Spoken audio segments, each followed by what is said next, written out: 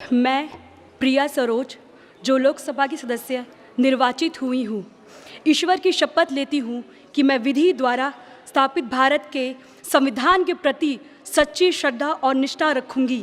मैं भारत की प्रभुता और अखंडता अक्षुण्ण रखूँगी तथा जिस पद को मैं ग्रहण करने वाली हूँ उसके कर्तव्यों का श्रद्धापूर्वक निर्वहन करूंगी।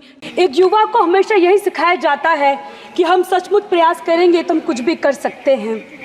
एक युवा के नेता के तौर पर युवाओं के मुद्दा मेरे लिए हमेशा सर्वोपरि हैं।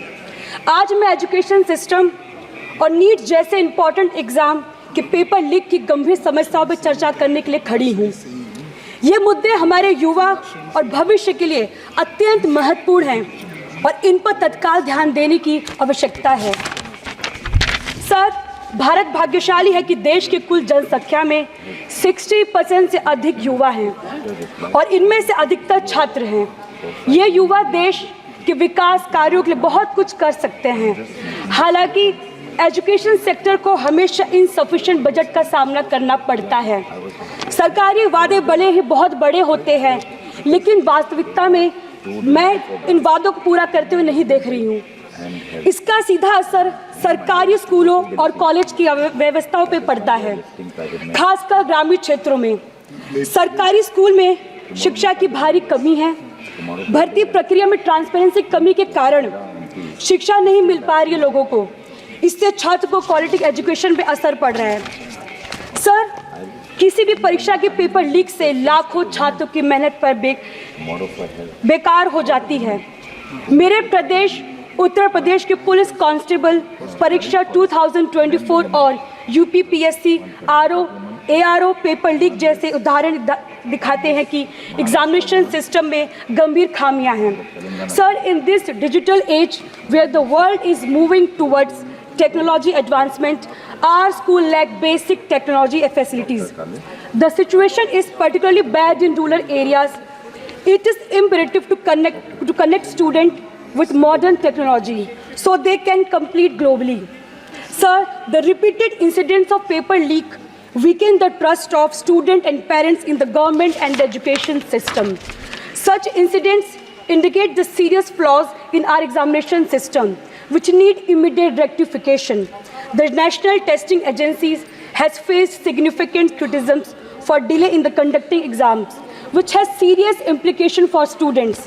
These delays means that students are experiencing delayed admissions in their college, which resulted in shortened semesters, impacting their academic progress, leading to a situation where 2-year postgraduate degrees are effectively taking 1.5 years to complete. This burden disproportionately affects the students from economically and socially weaker background, who face additional challenges due to extended timelines and financial pressures associated with delayed admissions. The NTA's inability to conduct exam in a timely manner is not just administrative failure, it is real consequences for the educational trajectories millions of students across the country. Sir, हमें उचित training, routine inspections और modern technology को अपनाने की आवश्यकता है। Paper leak में शामिल लोगों को सख्त सजा देने की ज़रूरत है ताकि ऐसी घटनाएं वापस ना हो। हमारे छात्रों को फॉरेन कंट्री में बेहतर अवसर मिल रहे हैं। हमें अपनी शिक्षा संस्थानों को वर्ल्ड क्लास बनाना होगा ताकि हमारे युवा बाहर ना जाए और यही बेहतरीन सुविधाओं का लाभ उठाएं।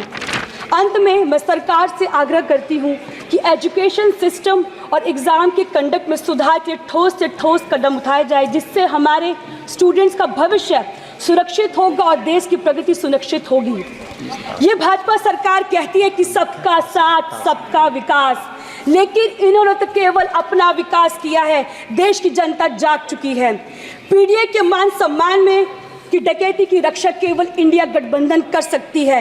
यदि ये सरकार चाहती है कि सबका साथ सबका विकास का नारा पूरा हो तो जातीय जनगणना करा के सबको हिस्सेदारी दे। धन्यवाद। माननीय